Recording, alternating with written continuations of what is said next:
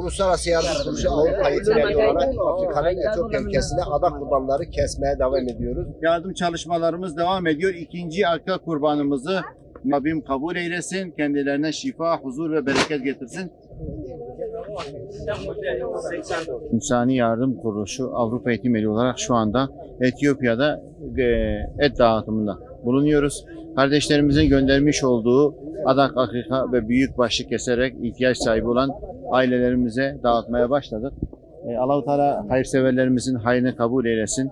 Hem bayram öncesi bu güzel hayra vesile olan kıymetli hayırseverlerimizin Rabbim kabul ve makbul eylesin. Evlerine, hanesine de huzur ve bereket nasip etsin. Selamun Aleyküm.